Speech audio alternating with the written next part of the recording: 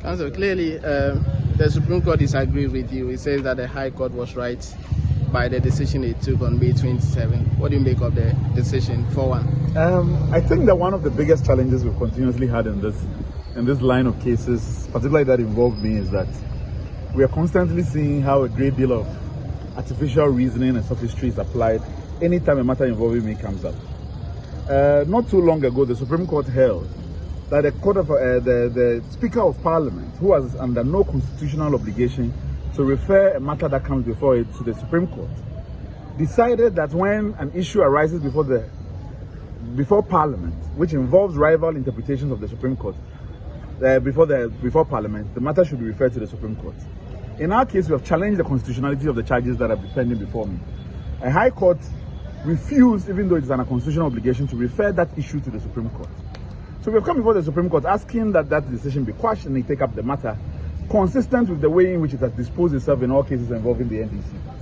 Well, today the Supreme Court has decided to reverse its own reasoning on this previous matter and decided that the High Court was right, that even though it has no jurisdiction to interpret the Constitution, to have interpreted the Constitution and refused to refer the matter.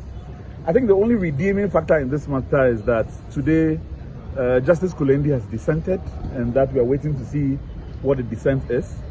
We saw in the same NDC matter that the dissent, at the end of the day, was more powerful than the decision of the majority, and that in normal times, when a court has been set back of the normal operation of its reasoning, and I refuse to say impartiality, that maybe the correct way of the law would prevail once and for all.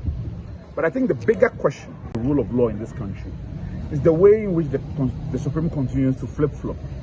Whether it is based on dislike of individuals, whether it is for partisan reasons, nobody knows at this point.